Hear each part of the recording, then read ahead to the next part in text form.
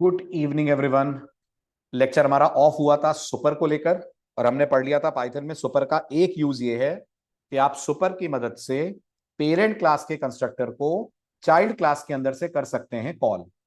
ठीक है, अब एक डाउट आपकी तरफ से आ रहा था कि क्या ये लाइन फर्स्ट लाइन होनी चाहिए। ये डाउट आप तभी पूछेंगे जब आप जावा डेवलपर होंगे, अदरवाइज तो ये डाउट पाइथन के अंदर इतना इंपॉर्टेंट नहीं है। बट स्टिल पाइथन कभी नहीं कहती कि आप जो सुपर लिखे हैं वो पहली लाइन ही हो, है ना। तो अगर मैं इस एग्जांपल की बात करूं, इस एग्जांपल के अंदर मैं लिख देता हूं super followed by dot dunder init. ठीक है, सेल पास करना पड़ेगा कि नहीं?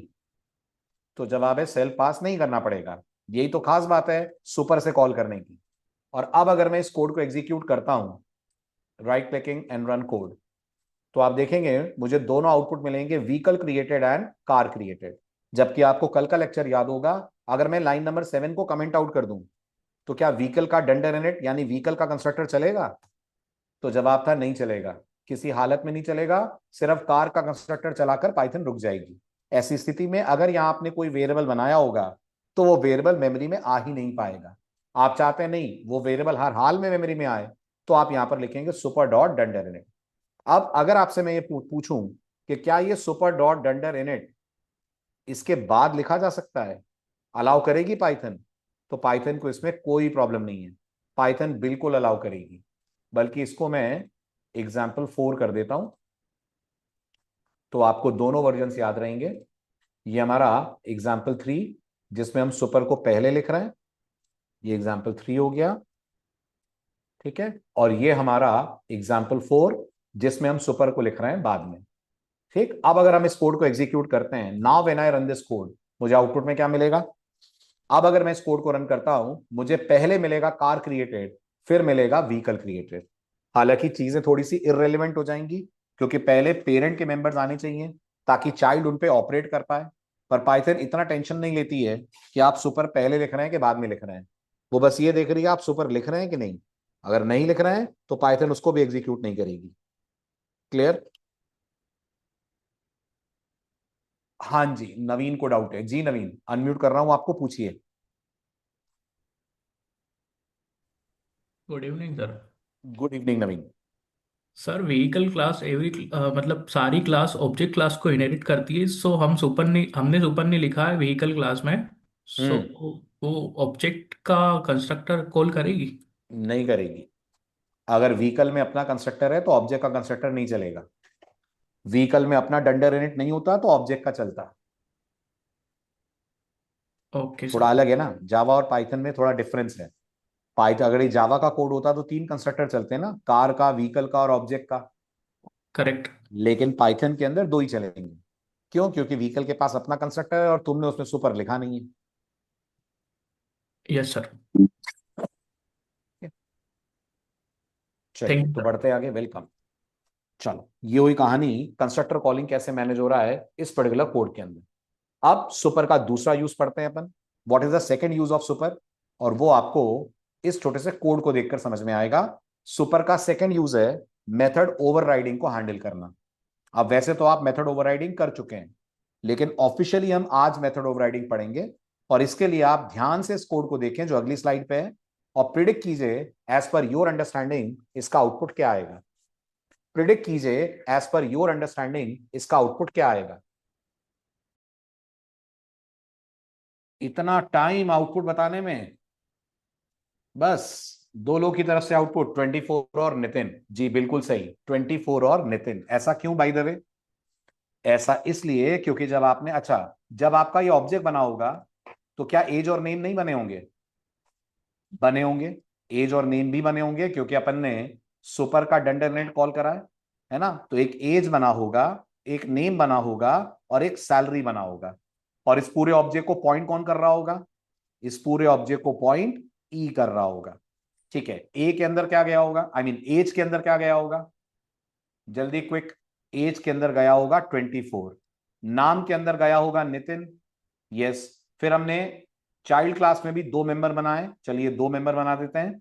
एक हमने बनाया है आईडी और एक हमने बना रखा है सैल। आईडी क्या होगी नितिन की? आईडी होगी नितिन की 101 और सैलरी होगी नितिन की 45,000। ठीक है, तो अब अगर इस कोड को हम रन करेंगे तो ये हमारा ऑब्जेक्ट क्रिएशन हो जाएगा लाइन नंबर 1 पे।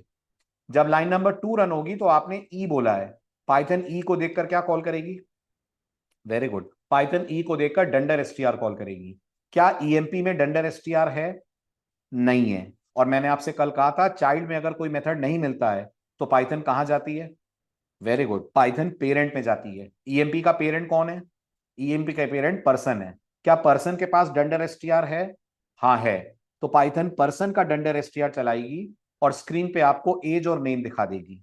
ऑब्जेक्ट के पास कितने प्रॉपर्टीज या डेटा मेंबर्स हैं? 4, लेकिन दिखेंगे आपको 2। पहले इसको प्रैक्टिकली देख लीजिए। तो अगर मैं इस पीस ऑफ कोड को कॉपी करूं, इतना, और यहां पर इसको सेव एज करूं, example 5, और इसको करूं मैं पेस्ट। थोड़ी सी इंडेंटेशन की प्रॉब्लम है, तो let's solve it.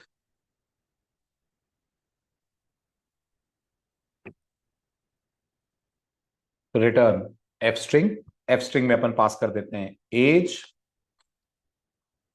Colon followed by curly brace, within curly brace will write self dot age, comma, will say name, colon, curly brace में सेल्फ डॉट नेम पास करा मैंने। फिर मैंने बनाई पर्सन की चाइल्ड ईएमपी जो person को कर रही है इनहेरिट। ईएमपी के अंदर भी मैंने डंडर इनिट बनाया, लेकिन इसका डंडर इनिट ले रहा है 4 पैरामीटर, उसमें से 2 आईडी और सैल भी हैं जो इसके अपने मेंबर्स हैं। यहां अपन ने कॉल कर लिया है सुपर की मदद से, super followed by dunder init followed by within parameters हमने पास करा एज और नेम, और यहां मैंने कहा self dot ID equal to ID and self dot sal equal to sal. उसके बाद मैंने कहा OBJ equal to EMP. Parameter कितने भेजेंगे? पैरामीटर भेजेंगे 4। तो मैंने कहा 24, नितिन 101, 50,000। फिर मैंने कहा प्रिंट फॉलोड बाय ओबीजे। हाँ जी हाँ जी, self dot age equal to age भी करेंगे। बिल्कुल करेंगे। Self dot age equal to age, हाँ। ठीक। और उसके बाद यहां से मैंने पैरामीटर पास कर दिया। ईएमपी में क्या करेंगे? मैं नहीं समझा उन्नति, ईएमपी में क्या करेंगे? कौन सी लाइन नंबर?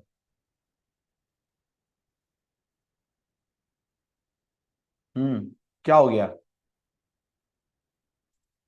तो यहां क्यों लिखेंगे सेव डॉट एज? ये तो हमने कंस्ट्रक्टर कॉल कर लिया ना। कंस्ट्रक्टर करेगा ना इनको क्रिएट, एज और नेम को। यहां तो हमको वो करना है जो ईएमपी की स्पेसिफिक प्रॉपर्टीज है ना।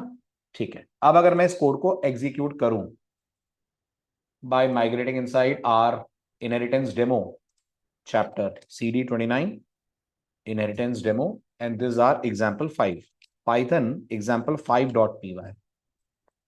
इंडेंटेशन कहां पर गड़बड़ कर रहा है? इंडेंटेशन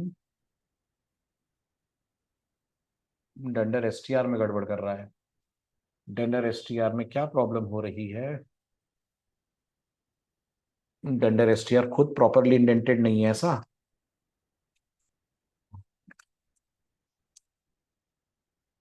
चलिए अब ठीक है।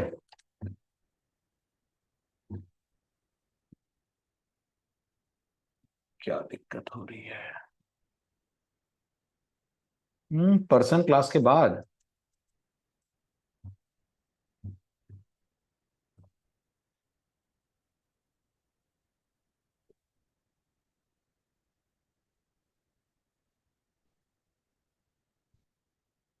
ठीक है। नहीं प्रदीप, पेटीआर पाइथन के लिए नहीं, पाइथन के लिए फिर ईएस लिंट यूज करो, उससे होगा। एनीवेज खैर, तो ये आपका कोड रन हुआ और आपको आउटपुट में मिल गया as 24, name followed by Nitin. ठीक, अब अगर मैं चाहता हूं कि मुझे एज और नेम के साथ साथ आईडी और सैलरी भी मिले, तो बहुत सिंपल है, मैं यहां पर एक और डंडर एसटीआर बना देता हूं। बना सकता हूं? यस और नो? बना सकता हूं। तो मैंने यहां एक और डंडर एसटीआर बना दिया। ठीक है, और ये वाला जो डंडर एसटीआर है, इस डंडर एसटीआर के अंदर से मैंने क्या रिटर्न करा, इस डंडर एसटीआर के अंदर से मैंने कहा रिटर्न कर दो सैलरी। तो ये हो जाएगा हमारा सेल्फ डॉट सैल, और सैलरी के पहले रिटर्न करा देते हैं अपन आईडी। ये हो जाएगा हमारा सेल्फ डॉट आईडी, और ये बीच में लगा दिया मैंने कॉमा। अब अगर मैं इस कोड को रन करूंगा तो एज एक्सपेक्टेड मुझे आईडी और सैलरी मिलेंगी। हाँ, लेकिन अब मुझे एज और नेम मिलना बंद हो जाएगा। तो ऐसा क्या करूं कि मुझे दोनों मिले। पहला तरीका, मैं इसी रिटर्न के अंदर एज और नेम को भी ऐड कर दूं। बट अगर मैं इस रिटर्न के अंदर एज और नेम खुद ऐड करता हूं तो कोई मतलब नहीं है ना कि मेरे पास पेरेंट का डंडर एसटीआर अवेलेबल है। So why not I my self call this dunder STR from this dunder STR. तो पहली बात तो अगर मैं आपसे कहूं लाइन नंबर 13 क्या कर रही है, तो ऑब्जेक्ट ओरिएंटेड प्रोग्रामिंग की दुनिया में आप बोलेंगे लाइन नंबर 13 एक मेथड बना रही है जिसका नाम डंडर एसटीआर है, जो इस वाले डंडर एसटीआर को क्या कर रहा है, जो इस वाले डंडर एसटीआर को ओवरराइड कर रहा है। जब भी किसी चाइल्ड क्लास के अंदर आप सेम मेथड बनाते हैं जैसा मेथड पेरेंट क्लास से आ रहा है, तो हम कहते हैं चाइल्ड ने पेरेंट के मेथड को कर दिया है ओवरराइड। पर जब आप ओवरराइड कर देते हैं और कॉल करते हैं तो मेथड पेरेंट का नहीं चलता, फिर मेथड चलने लगता है हमेशा चाइल्ड का। आपको लगेगा आपको दोनों चलाने चलाने भी चाहिए क्योंकि हम आउटपुट में सभी चीजें दिखाना चाहेंगे।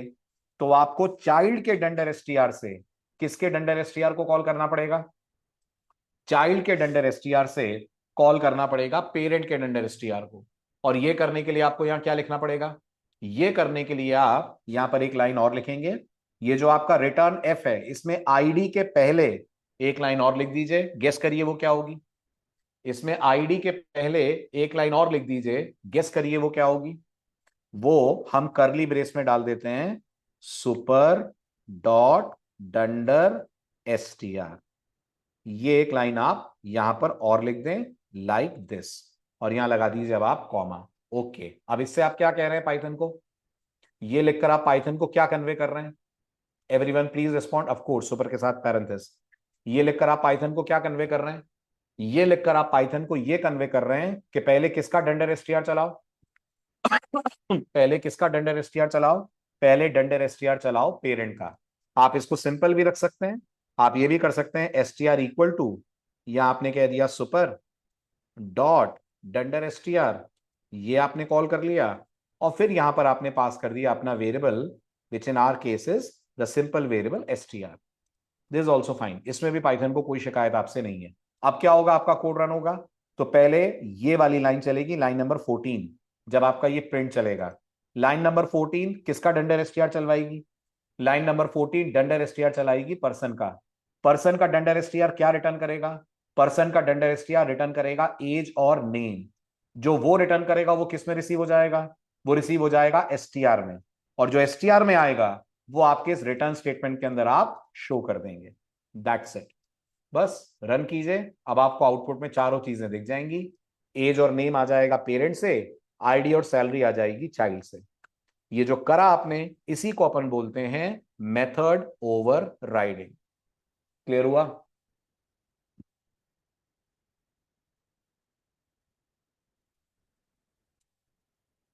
बोले बोले बोले, व्हाट अबाउट अदर्स, क्लियर हुआ everyone. We can create getter methods in parent class, yes you can, but फिर एक्सप्लिसिटली कॉल करना पड़ेगा ना आपको, एक्सप्लिसिटली कॉल करना पड़ेगा ना उन गेटर मेथड्स को। ठीक है ना, या तो आप एक को कॉल कर रहे हो उससे आपको सारी चीजें मिल जाएंगी। जावा जैसा स्टैटिक वाला रूल अप्लाई होता है क्या, कौन सा स्टैटिक वाला रूल नमन, अनम्यूट करूं।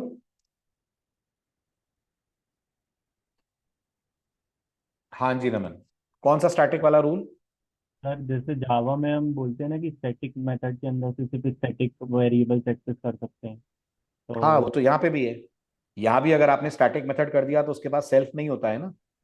या याद करो तो लास्ट लेक्चर में डिस्कस करा था ना अपन ने, स्टैटिक मेथड्स के पास ना तो सीएलएस होता है ना हाँ सेल्फ होता है। सीएलएस की जगह वो ईएमपी बोल सकता है, तो चलो सीएलएस की भरपाई क्लास के नाम से हो जाएगी अगर क्लास का नाम ईएमपी है तो, लेकिन सेल्फ की तो कोई भरपाई नहीं है ना। हाँ तो और अगर सर मेथड आपका स्टैटिक है तो वो इंस्टेंस वेरिएबल तो एक्सेस कर ही नहीं पाएगा। हाँ यस सर। सर और एक और चीज़, जैसे कि हम किसी भी मेथड से मतलब इंटरनल क्लास में तो कोई सा भी मेथड कॉल कर सकते हैं ना, लाइक इनिट में बैठ के मैं str कॉल कर सकता हूँ ना, कोई रूल वो रेस्ट्रिक्शन नहीं है, कर जैसा सकते कि हो। स्टैटिक हो या कोई सा भी कर सकता हूँ, राइट, किसी में से भी हाँ या। हाँ, अगर स्टैटिक हो तो कॉल कॉल करने में कोई प्रॉब्लम नहीं है। कॉल तो तुम कहीं से भी किसी को भी कर सकते हो। अगर तुम स्टैटिक में भी बैठे हो और तुम्हारे पास ऑब्जेक्ट है तो इंस्टेंस मेथड भी कॉल हो जाएगा। बस हाँ तुम्हें ऑब्जेक्ट एक्सप्लिसिटली बनाना पड़ेगा या फिर हाँ, जैसे पैरामीटर में भेजना पड़ेगा। जावा में भी स्टैटिक मेथड के अंदर अगर ऑब्जेक्ट बना लें और हम्म करते ही मेथड, ना, अपन मेन के अंदर ऑब्जेक्ट बनाते ही तो है जावा में। हाँ वैसे है रूल्स ना, हैं। बिल्कुल। ओके, चलें आगे। चलो, तो ये होगी बात आपकी मेथड ओवरराइडिंग। ठीक, अब इसको और अच्छे से समझने के लिए let's discuss one more code. ये रहा आपका सेकंड एग्जांपल। अच्छे से पढ़िए, पढ़ने के बाद डन लिख दीजिएगा, फिर अपन कोड इंप्लीमेंट करना स्टार्ट करें।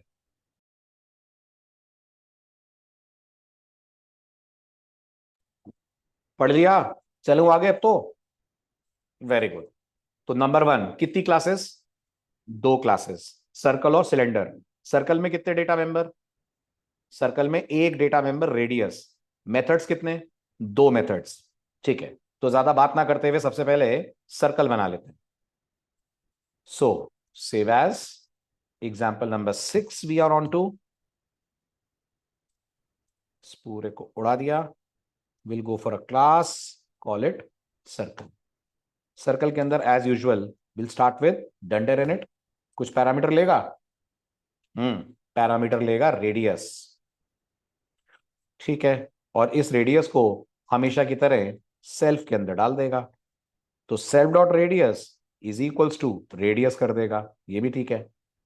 इसके अलावा यहां पर बनेगा एक एरिया नाम का मेथड जो इंस्टेंस मेथड होगा, और क्या रिटर्न करेगा? रिटर्न करेगा मैथ डॉट पाई। तो मैथ को इंपोर्ट करना पड़ेगा, मल्टीप्लाइड बाई मैथ डॉट पाओ, पैरामीटर में सेल्फ डॉट रेडियस कॉमा 2। ठीक है, ये हो गया हमारा सर्कल क्लास का डिजाइन कंप्लीट। सही है सर्कल? परफेक्ट यहां तक? सही है। अब आ जाइए सिलेंडर पे। तो सिलेंडर ने सर्कल को करा इनहेरिट, पैरामीटर में आपने यहां लिख दिया सर्कल। Very good. सिलेंडर के अंदर क्या बनाया? सिलेंडर के अंदर भी आपने बनाया डंडर इनिट नाम का मेथड। कितने पैरामीटर लेगा सिलेंडर का डंडर इनिट? सिलेंडर का डंडर इनिट सेल्फ के अलावा दो पैरामीटर और लेगा। सेल्फ मिला लूं तो तीन पैरामीटर हो गए। ठीक है, क्या क्या लेगा? एक रेडियस और एक हाइट। क्या करेगा ये रेडियस का? रेडियस भेज देगा अपने पेरेंट के पास ताकि रेडियस प्रॉपरली इनिशियलाइज हो। Okay, perfect. और हाइट को खुद as an instance variable create करवा देगा। ये भी क्लियर है? ये भी क्लियर है। ठीक है, इसके अलावा क्या ये वाला जो एरिया है ये सिलेंडर के लिए सूटेबल है? नहीं है। जब भी पेरेंट क्लास का मेथड चाइल्ड को पसंद नहीं आएगा तो चाइल्ड में हम इस पेरेंट मेथड की करेंगे ओवरराइडिंग। ठीक है, अब सिलेंडर के एरिया का फॉर्मूला क्या होता है? तो जवाब है सिलेंडर के एरिया का फॉर्मूला होता है 2 पाई r² प्लस 2 पाई r/h। ये सिलेंडर के एरिया का फॉर्मूला होता है। अब आप इस फॉर्मूले को ध्यान से ऑब्जर्व करें तो क्या ये जो पाई r² है ये इससे मिल जाएगा हमें? मिल जाएगा ना। सो एज अ डेवलपर, बजाय इसके कि मैं 2 पाई r² पूरा पूरा खुद लिखूं, क्या मैं ये कह सकता हूं 2 multiplied by super dot area like this? What do you say? Can I write it like this? है ना, तो ये हो गया मेरा 2 पाई r² प्लस, ध्यान से देखिएगा, 2 मल्टीप्लाइड बाई पाई। तो पाई तो हो गया मैट डॉट पाई।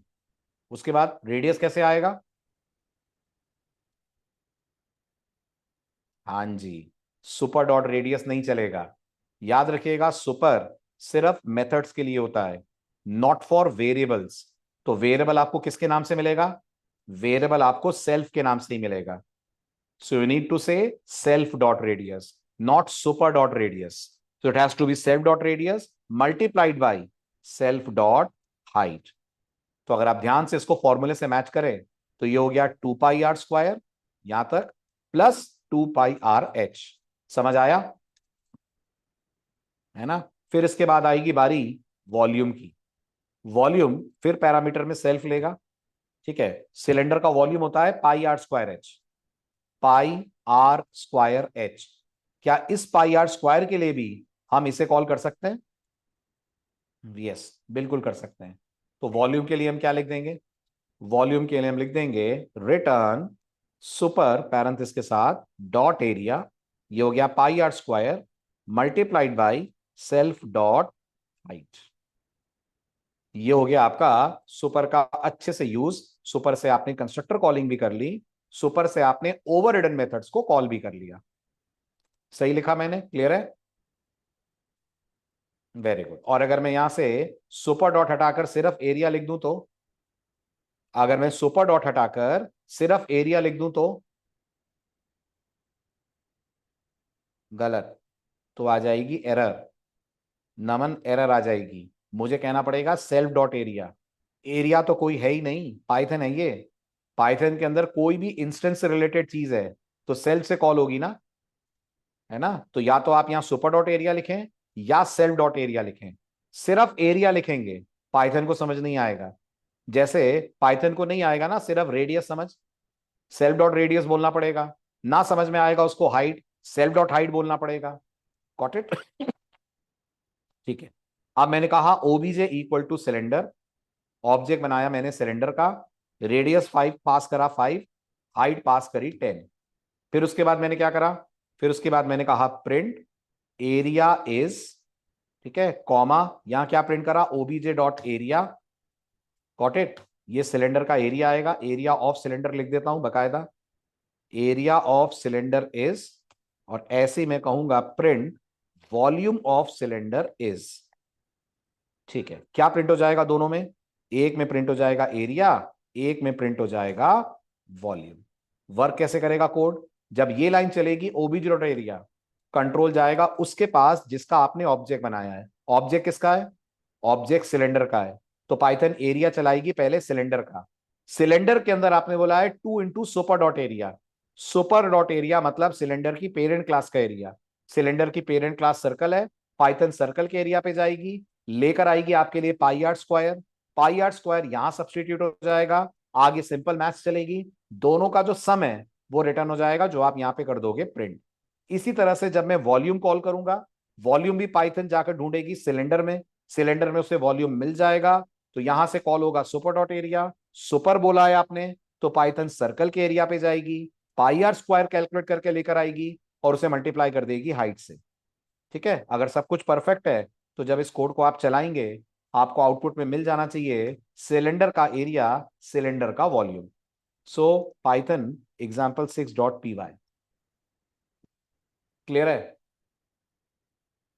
ठीक है। अब एक अच्छी चीज जो जावा जैसी लैंग्वेज भी नहीं दे पाती है, सुनिएगा गौर से। मैं चाहता हूं मैं यहां बैठकर सर्कल का एरिया कॉल करूं। डोंट गेट मी रॉन्ग, मैं ये नहीं बोल रहा हूं सर्कल का ऑब्जेक्ट बनाकर एरिया कॉल करो। मैं ये बोल रहा हूं ये जो हमारे पास सिलेंडर का ऑब्जेक्ट है हमारे पास सिलेंडर का ऑब्जेक्ट है ना, ये जो सिलेंडर का ऑब्जेक्ट हमारे पास है जिसका नाम ओबीजे है, मुझे इस ओबीजे से वॉल्यूम एरिया सिलेंडर का कॉल नहीं करना, मुझे एरिया सर्कल का कॉल करना है। अगर मैं थोड़ा मैथमेटिकली आपको अपनी बात समझाऊं तो ये आपका सिलेंडर है ना। अगर मैथ्स के पॉइंट ऑफ व्यू से देखें तो अभी एरिया इस सेक्शन का कॉल हो रहा है ना, सिलेंडर का एरिया कॉल हो रहा है ना। मैं चाहता हूं इस सेक्शन का एरिया देखूं, ये सर्कल वाले पार्ट का एरिया देखूं। तो अगर मुझे सर्कल वाले पार्ट का एरिया देखना है तो मैं चाहूंगा ना सिलेंडर ऑब्जेक्ट के लिए सर्कल का एरिया चले, यानी मुझे दिखाना है area of circular part of cylinder, area of circular part of cylinder. तो ये कैसे करा जाएगा? तो पाइथन इस केस में बहुत एडवांस है, ये फैसिलिटी आपको बहुत कम लैंग्वेजेस देती हैं और पाइथन उनमें से एक है। क्या लिखना पड़ेगा? Can you guess? कि मैं पहुंच जाऊं सीधे सर्कल के एरिया पे? पाइथन पूरी परमिशन देगी मुझे, बट वो कैसा होगा? उसके लिए सिंटेक्स होगा आपकी पेरेंट क्लास का नाम। पेरेंट क्लास का नाम क्या है? सर्कल, है ना। इसके बाद डॉट लगाएंगे आप। डॉट लगाने के बाद आप लिखेंगे एरिया, और पैरामीटर में किसको पास करेंगे? पैरामीटर में पास करेंगे आप ओबीजे।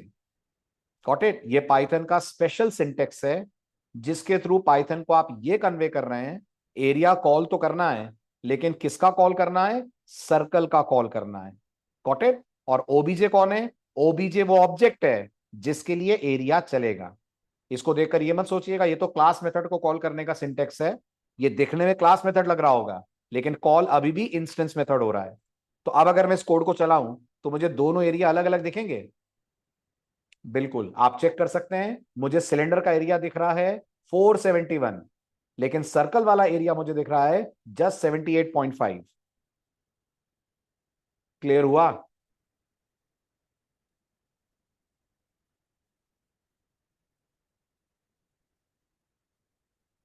डन? गुड। तो ये हुआ इनहेरिटेंस का बेसिक डेमोन्स्ट्रेशन। अब इनहेरिटेंस टोटल कितनी तरह की है पाइथन में? 5। अपन ने कितनी पढ़ ली? अपन ने तो अभी एक ही पढ़ी है, सिंगल। अब मिलते हैं इनहेरिटेंस के दूसरे फॉर्म से। इनहेरिटेंस का दूसरा फॉर्म पाइथन में है मल्टी लेवल इनहेरिटेंस। टेक्निकली ये भी मल्टी लेवल ही है क्या? ये जो आपने कोड लिखा है ये मल्टी लेवल ही है। हाँ, टेक्निकली ये मल्टी लेवल है, क्योंकि सिलेंडर की पेरेंट है सर्कल। कोई सर्कल की भी पेरेंट है? हाँ है। कौन है सर्कल की पेरेंट? ग्रेट, सर्कल की पेरेंट है ऑब्जेक्ट। बट मैं चाहता हूं मैं तो खुद अपने कोड में अपनी ही 3 क्लासेस बनाकर उनके बीच में इनहेरिटेंस करूं। तो अगर आप चाहते हैं आप एक टॉप लेवल पेरेंट बनाएं, उस पेरेंट की एक चाइल्ड हो, वो चाइल्ड किसी और की पेरेंट हो, कुछ इस तरीके का डायग्राम आपको चाहिए। So this becomes the case of multi level inheritance. अच्छा, सिंटेक्स क्या होगा? सिंटेक्स कुछ ऐसा होगा। हमारे पास टॉप मोस्ट पेरेंट क्लास है जिसको हम ए बुला रहे हैं। ए की चाइल्ड क्लास हमने बी को बनाया है, और बी की चाइल्ड क्लास हमने सी को बनाया है। समझने वाली बात यह है कि जो कुछ भी ए के पास है वो क्या सी के पास आएगा? तो जवाब है आएगा। पहले ए की प्रॉपर्टीज पाइथन लेकर आएगी बी के पास, और फिर ए और बी दोनों की प्रॉपर्टीज कंबाइंड फॉर्म में किसके पास? ए और बी दोनों की प्रॉपर्टीज कंबाइंड फॉर्म में पाइथन लेकर आएगी सी के पास। तो हम सी में बैठकर ए और बी दोनों के मेंबर रेफर कर पाएंगे? यस, हम सी में बैठकर ए और बी दोनों के मेंबर्स रेफर कर पाएंगे। आई होप मेरी बात क्लियर है। आई होप मेरी बात समझ आ रही है, क्लियर है। वेरी गुड, बहुत बढ़िया। तो इस वक्त सी की डायरेक्ट सुपर क्लास कौन है? इस वक्त सी की डायरेक्ट सुपर क्लास कौन है?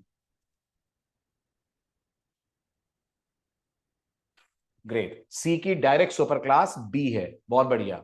और इनडायरेक्ट सुपर क्लास दो हैं, am I right? Indirect super class C की दो हैं। Yes, indirect super class C की दो हैं। ए भी है, और ए के ऊपर भी कोई बैठी है। यस, ए के ऊपर भी कोई बैठी है, वो कौन है? वेरी गुड, बिल्कुल सही, ए के ऊपर बैठी है ऑब्जेक्ट। ये सारी की सारी सी की बन रही हैं इनडायरेक्ट पेरेंट क्लास या इनडायरेक्ट सुपर क्लास। क्लियर? चलिए अब इस पूरे को एक छोटे से एग्जांपल से करते हैं डिस्कस। इसको मैं चेंज कर देता हूं। This is our inheritance demo 2।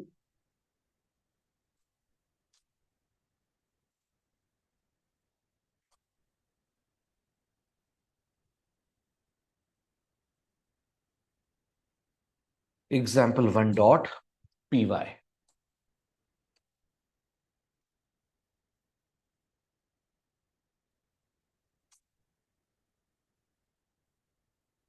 तो मैंने क्लास बनाई, क्लास का नाम मैंने दिया सपोज करिए मैनेजर। ओके, मैनेजर के अंदर मैंने एक मेथड बनाया, मेथड का नाम मैंने रखा फाइनल अंडरस्कोर रिव्यू। आपके काम का फाइनल रिव्यू मैनेजर करेगा। ठीक, अंदर मैंने कह दिया print final review done by manager. बहुत बढ़िया। मैनेजर की मैंने चाइल्ड क्लास बनाई, मैनेजर की चाइल्ड क्लास का नाम मैंने दिया रिव्यूअर। रिव्यूअर ने मैनेजर को कर लिया इनहेरिट। परफेक्ट। रिव्यूअर ने भी अपना एक मेथड बनाया, ओके, मेथड का नाम सिंपल मैंने रखा रिव्यू, ठीक है। और यहां मैंने कह दिया reviewing done by reviewer, reviewing done by reviewer, good. और इसके बाद मैंने एक लास्ट क्लास बनाई, ये कौन है? ये हमारा डेवलपर है, ठीक है। हमारे डेवलपर का पेरेंट रिव्यूअर है,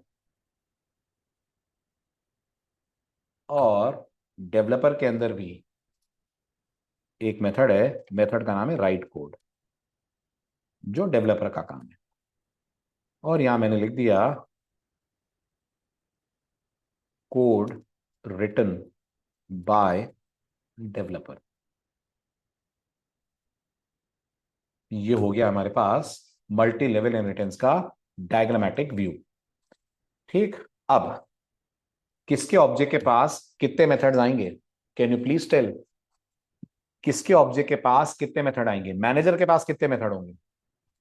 मेरे कोड की बात करूं तो मैनेजर बेचारे के पास सिर्फ एक मेथड होगा, not more than that, good. और रिव्यूअर के पास, रिव्यूअर के पास दो मेथड्स होंगे, और डेवलपर के पास तीनों मेथड होंगे। So let's create object of developer. So मैंने कहा OBJ equal to developer, fine.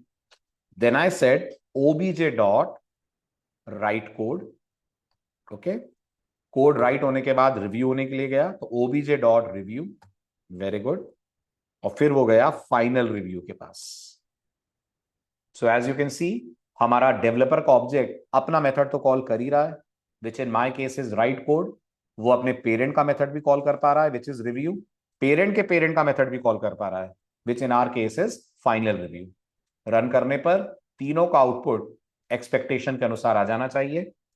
Screen clear करके एक बार और चला देते हैं, और वो होगा, पहले कोड लिखा जाएगा, रिव्यूअर के द्वारा रिव्यू होगा, और फिर फाइनल रिव्यू करा जाएगा बाय मैनेजर।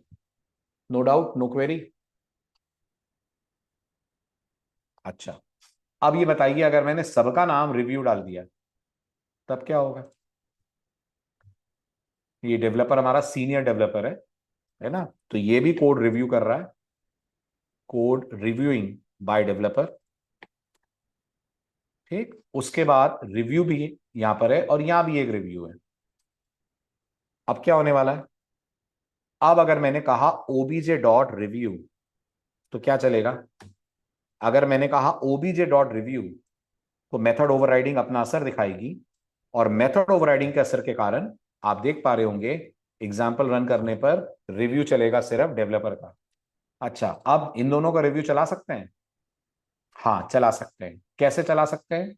ऐसे चला सकते हैं कि आप डेवलपर में बैठिए, और डेवलपर में ये वाले के बाद लिख दीजिए सुपर, चलेगा? या super, super dot followed by review. समझ में आ जाएगा पाइथन को किसका रिव्यू कॉल हो रहा है? यस। और यही सुपर डॉट रिव्यू आप और कहां लिख दीजिए? यही सुपर डॉट रिव्यू रिव्यूअर के अंदर भी लिख दीजिए। वैलिड है? बिल्कुल वैलिड है। अच्छा, आउटपुट का ऑर्डर क्या होगा? पहले कौन कोड रिव्यू करेगा? पहले कोड रिव्यू करेगा डेवलपर, करेक्ट। डेवलपर के बाद कोड रिव्यू करेगा रिव्यूअर, और रिव्यूअर के बाद कोड रिव्यू करेगा कौन? मैनेजर। यस, जिस तरह से मैंने कोड लिखा है, ऑर्डर ऑफ एग्जीक्यूशन ऐसा ही होने वाला है ना। दूसरी बात, क्या हम लोग ये मेथड्स डायरेक्ट बाहर से कॉल कर सकते थे, मेन से? ऐसा हो सकता था कि मैं इसी ऑब्जेक्ट से ये मेथड्स कॉल करवा पाऊं? हाँ, ऐसा हो सकता था।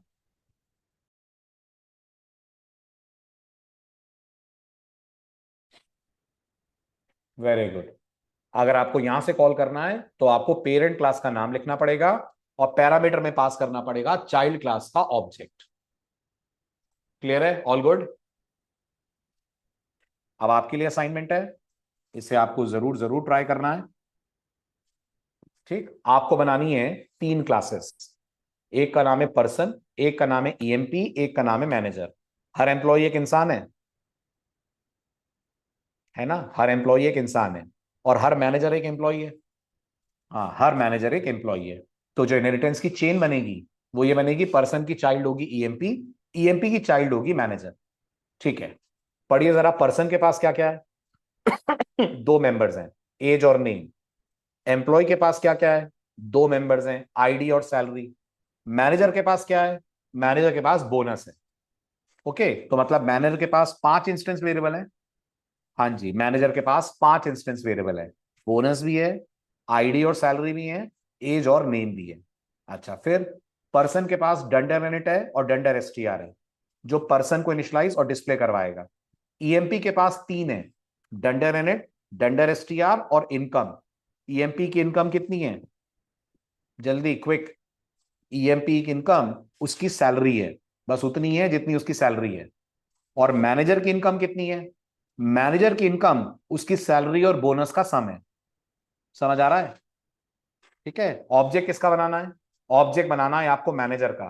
क्या क्या शो करना है? बिल्कुल बॉटम पे लिखा हुआ है क्या क्या शो करना है। आपको मैनेजर की पूरी डिटेल दिखानी है। पूरी डिटेल में कौन कौन आ गया? पूरी डिटेल में सारे आ गए। ये पांचों चीजें शो होनी चाहिए। सिर्फ मैनेजर की सिर्फ सैलरी शो होनी चाहिए और मैनेजर की इनकम होनी चाहिए। फर्क है मैनेजर की सैलरी और मैनेजर की इनकम में, फर्क है। सैलरी मतलब सैलरी, इनकम मतलब सैलरी और बोनस का सम। ठीक है, स्क्रीन आउटपुट कुछ ऐसा आएगा।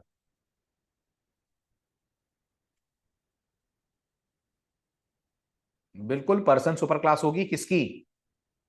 पर्सन सुपर क्लास किसकी होगी? एम्प्लॉय की, मैनेजर की नहीं। पर्सन सुपर क्लास होगी एम्प्लॉय की। Person person person super class होगी एम्प्लॉय की, और एम्प्लॉय सुपर क्लास होगी मैनेजर की। ठीक है, हो जाएगा? नहीं होगा तो आप बताइएगा, फिर मैं डिस्कस करूंगा आपसे। चलें आगे। हालांकि सॉल्यूशन है, आउटपुट ये रहा नमन।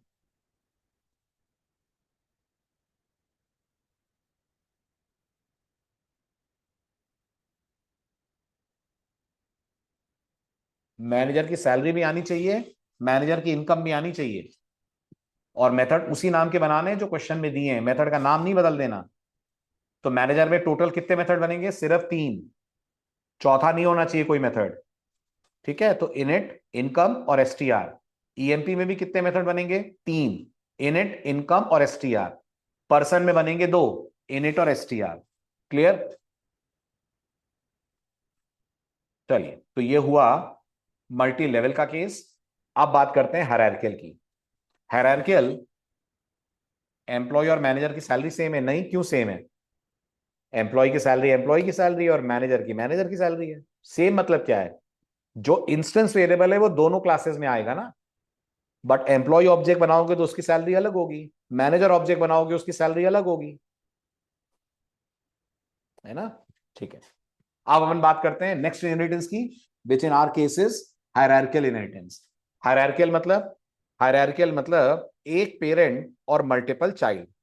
यानी जब जब आपको पाइथन के अंदर ऐसा कोड लिखना हो कि एक सिंगल पेरेंट क्लास बनानी हो, उसकी मल्टीपल चाइल्ड क्लासेस बनानी हो, आप यूज करोगे कॉन्सेप्ट ऑफ हायरार्कियल इनहेरिटेंस। ऐसा कब होता है? ऐसा तब होता है जब आपको ऐसा लगे कि आपके पास मल्टीपल चाइल्ड क्लासेस में कुछ ऐसी चीज है जो कॉमन है। अगर मल्टीपल चाइल्ड क्लासेस के अंदर कोई चीज कॉमन है, तो फिर बेटर है आप अपने कोड के अंदर कॉमन चीज किसमें डाल दें? बेटर है आप अपने कोड के अंदर कॉमन चीज डाल दें पेरेंट क्लास के अंदर, और जो अनकॉमन चीज है वो कहां पहुंचा दें? जो अनकॉमन चीज है वो पहुंचा दें आप चाइल्ड क्लास के अंदर। जैसे जैसे मान लीजिए हम एरिया की बात करते हैं, क्या अलग अलग फिगर का एरिया अलग अलग होता है? जैसे कि रेक्टेंगल और ट्राइंगल, क्या रेक्टेंगल और ट्राइंगल का एरिया अलग अलग होता है? हाँ होता है। लेकिन क्या रेक्टेंगल और ट्राइंगल दोनों के लिए आपको यूजर से इनपुट लेना और आउटपुट करना होगा, डायमेंशंस? बिल्कुल करना होगा।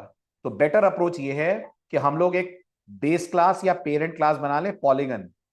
पॉलीगन के अंदर हम लोग रख ले वो मेंबर्स जो रेक्टेंगल में भी आ जाएं, ट्राइंगल में भी आ जाएं, है ना? उनके नाम हम दे सकते हैं डायमेंशन 1 और डायमेंशन 2। तो पॉलीगन के पास हो गई 2 डायमेंशन, रेक्टेंगल की नजरों में ये 2 डायमेंशन लेंथ और ब्रेथ हैं, ट्राइंगल के पॉइंट ऑफ व्यू से ये 2 डायमेंशन बेस और हाइट हैं। करेक्ट? Very good. अब इनको इनिशियलाइज कौन करेगा? इनको इनिशियलाइज करेगा पॉलीगन का डंडर इनिट। और पॉलीगन के डंडर इनिट को कॉल कौन करेगा? पॉलीगन के डंडर यूनिट को हम कॉल कर लेंगे रेक्टेंगल या ट्राइंगल से। Correct? M I right? Very good. और अगर हम कॉल ना करें तो भी चलेगा, क्योंकि टेक्निकली सोचो, अगर आपने रेक्टेंगल के अंदर कोई डेटा मेंबर बनाया ही नहीं है तो रेक्टेंगल को तो डंडर यूनिट चाहिए भी नहीं ना। और रेक्टेंगल में डंडर यूनिट नहीं हुआ तो वैसे भी पॉलीगन का डंडर यूनिट चल जाएगा। नहीं आया समझ? आया? करके दिखाऊं? देखो मैं क्या कह रहा हूं। मैं ये कह रहा हूं, ये मैंने क्लास बनाई पॉलीगन। पॉलीगन के अंदर मैंने एक डंडर यूनिट बनाया, 2 पैरामीटर वाला, डायमेंशन 1, डायमेंशन 2। अंदर लिखा मैंने self dot dimension 1 equal to dimension 1, self dot dimension 2 equal to dimension 2, dimension 2। ठीक है? Is equals to dimension 2। इतना समझ में आ रहा है? आ रहा है? ठीक है। या मैंने एक डंडर एसटीआर भी बना दिया। क्या कर रहा है ये? रिटर्न कर रहा है। क्या रिटर्न कर रहा है? दोनों वैल्यूज। ठीक। डायमेंशन 1 इज, तो यहां आ रहा है self dot dim1, comma dimension 2 is curly braces self dot dimension 2। Clear है? इतना समझ आ रहा है? Now we'll go and create a child class of polygon called rectangle. Rectangle को dim1 dim2 चाहिए, तो जवाब है हाँ चाहिए। ठीक है? तो रेक्टेंगल के अंदर हमने पॉलीगन को कर लिया इनहेरिट। रेक्टेंगल को एरिया चाहिए? बिल्कुल एरिया चाहिए। तो मैं रेक्टेंगल के अंदर अगर एरिया नाम का एक मेथड बना देता हूं जो पैरामीटर में सेल्फ ले रहा है, और यहां से मैं रिटर्न करा देता हूं रेक्टेंगल का एरिया, रिटर्न हो जाएगा। यहां से रेक्टेंगल का एरिया रिटर्न हो जाएगा। हो जाएगा क्या लिखकर? Self dot dimension 1 multiplied by self dot dimension 2, और यहां मैंने लिख दिया एरिया ऑफ रेक्टेंगल कोलन। समझ आ रही है आपको ये लाइन? आ रही है? अब मैं ये बोल रहा हूं, अगर रेक्टेंगल में डंडर यूनिट नहीं भी है तो भी कोई दिक्कत की बात है? तो जवाब है नहीं है, कोई दिक्कत की बात नहीं है। क्यों? क्योंकि अगर आपको याद हो, आज ही आपने पढ़ा, पिछली बार भी पढ़ा, अगर चाइल्ड में डंडर यूनिट नहीं होगा तो पेरेंट का डंडर यूनिट चलेगा। बस कोई दिक्कत ही नहीं है ना? ठीक। इसी तरह से मैंने एक और क्लास बना दी। क्लास का नाम मैंने रख दिया ट्राइंगल। ट्राइंगल ने भी इनहेरिट कर लिया किसको? पॉलीगन को। ठीक। ट्राइंगल के अंदर भी मैंने ये कोड कॉपी पेस्ट कर दिया और ट्राइंगल के हिसाब से एरिया को डिफाइन कर दिया। क्या लिख दिया मैंने यहां लिख दिया एरिया ऑफ ट्राइंगल इज, और यहां लिख दिया मैंने 0.5 into self dot dim one into self dot dim two. ये भी क्लियर? सही है? Very good. अब अगर मैं अपनी मेन स्क्रिप्ट में आता हूं और मैं कहता हूं R is equals to rectangle 10, 20, T is equals to triangle 5,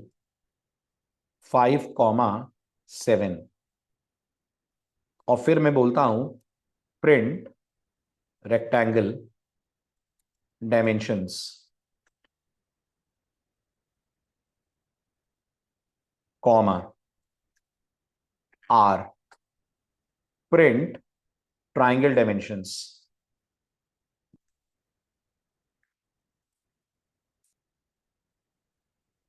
comma T। फिर मैं कहता हूं प्रिंट रेक्टेंगल्स एरिया, इसको यही कर देते हैं,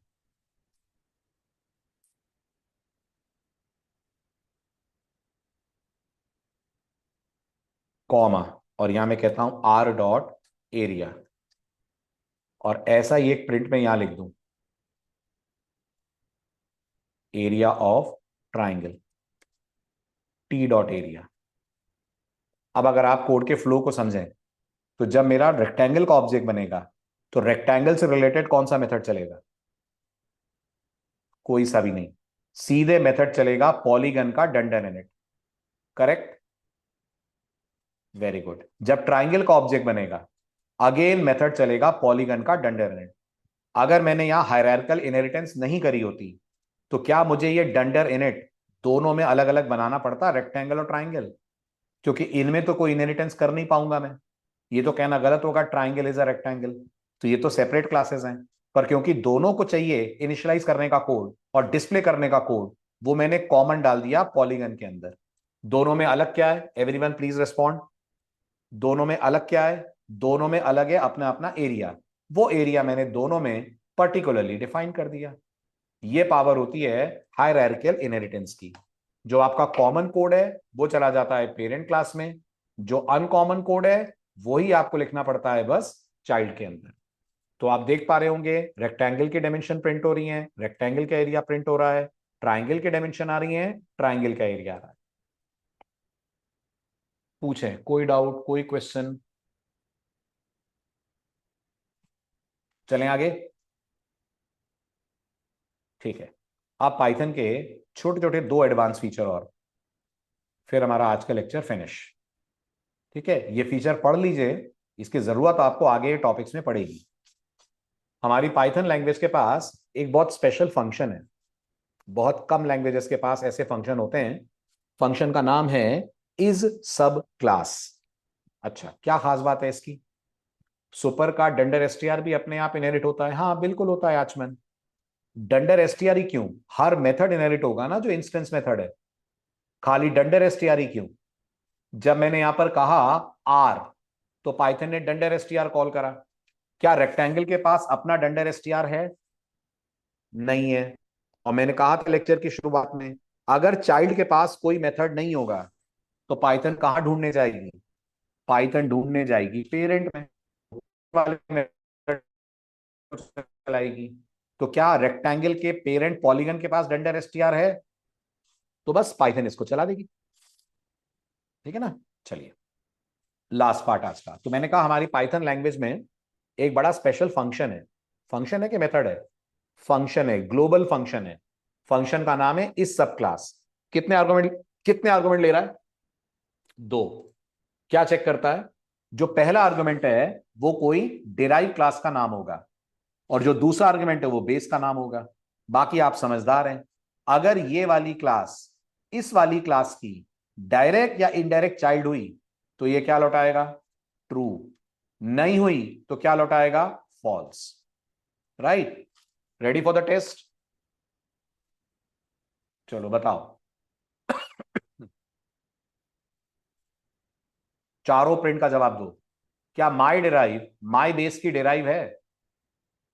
हाँ है। क्या माई बेस ऑब्जेक्ट की डिराइव है? हाँ है। क्या माई डिराइव ऑब्जेक्ट की डिराइव है? हाँ वो भी है। क्या माई बेस माई डिराइव की डिराइव है? नहीं, वो नहीं है। तो आउटपुट क्या आना चाहिए? 3 ट्रू और 1 फॉल्स। क्लियर है? जल्दी जल्दी बताएं, क्लियर है? Very good. अब गौर से देखना, मैं ये वाला ऑब्जेक्ट हटा रहा हूं, नहीं लिख रहा मैं ये पैरेंथेसिस में ऑब्जेक्ट, और मेरा कोड अब ऐसा है। आउटपुट में कोई फर्क? आउटपुट में कोई फर्क?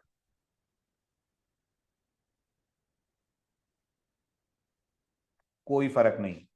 आप याद करिए, आप पाइथन 3 पढ़ रहे हैं ना, और मैंने आपसे कहा था पाइथन 3 में अगर कोई क्लास किसी को इनहेरिट नहीं करती है तो वो किसको इनहेरिट कर लेती है?